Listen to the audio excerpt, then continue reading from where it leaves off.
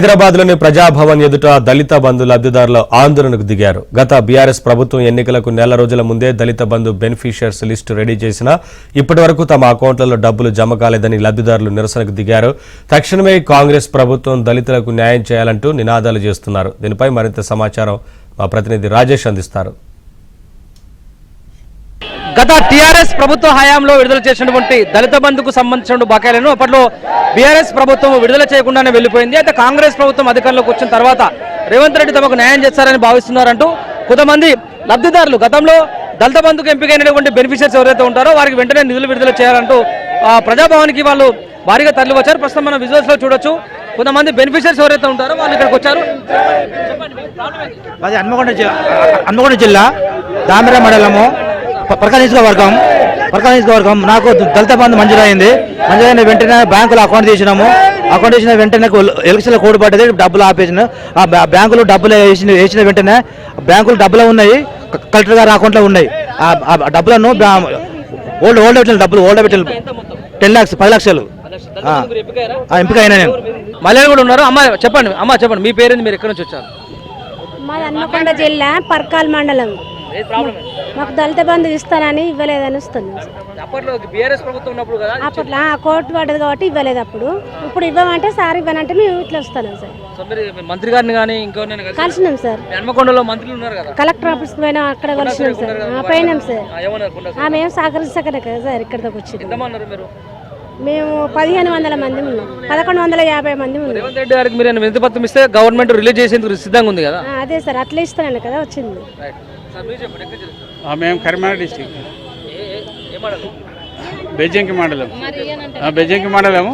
మాకు ఎలక్షన్కు ముందు మాకు దళిత బంధు పేరున గవర్నమెంట్ వాళ్ళు రిలీజ్ చేస్తే 156 మందికి పంచాయతీ సెక్రటరీ నుండి కలెక్టర్ దాకా వచ్చి గ్రామాలలో పేదలకు సెలెక్ట్ చేసిర్రు.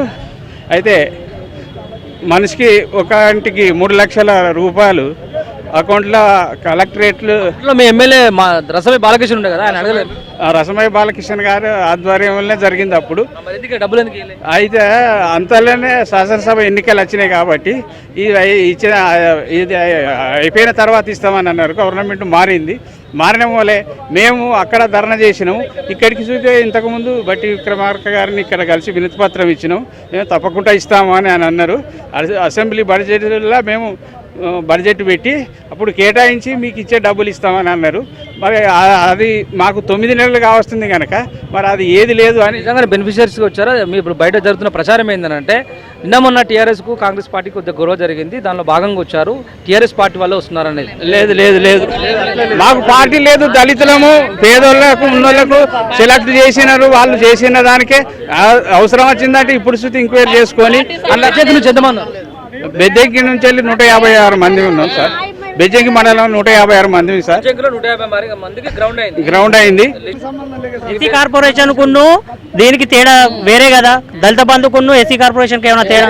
సుదర్శన్ నా పేరు, మాది బెజ్జంకి, సిద్దిపేట డిస్టిక్, కల్లెపల్లి. మేము సెలెక్ట్ అయింది మొన్న లాస్ట్ ఇయర్ ఎలక్షన్.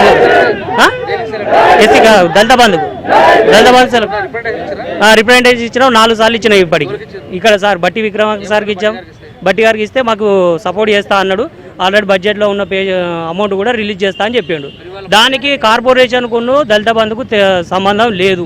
బట్టి గారిని కలిసి రిప్రజెంటేషన్ ఇవ్వడానికి వచ్చారా, లేకపోతే రిప్రజెంటేషన్ ఇలా ప్రజావాణిలో ఇద్దామని వచ్చినాం. ఇవరకు ఒకసారి డిప్యూటీ సీఎం గారిని కలిసినాము. సరే చూద్దాం, ఆలోచించి మాట్లాడదామని దాని విషయాలు అన్నాడు. అక్కడ కలెక్టర్ గారికి కూడా ఇచ్చినాము. కలెక్టర్ గారికి ఇవ్వగానే ఆయన కూడా ఓకే మేము అందజేస్తాం ప్రభుత్వానికి అని చెప్పిండు. ఇప్పుడు కూడా వినతి పత్రం ఇచ్చి మాట్లాడదామని వచ్చినాం. మొత్తం రాష్ట్ర వ్యాప్తంగా ఎంతమంది ఉన్నట్లు దళిత బంధుకి ఎన్నికైన వాళ్ళు? మినిమం ఒక 4-5 జిల్లాలు 5-6 జిల్లాలు ఉన్నారు. ఈ దళిత వర్గాలకు న్యాయం చేయాలని చెప్పేసి వాళ్ళంతా డిమాండ్ చేస్తున్న పరిస్థితి కనిపిస్తుంది.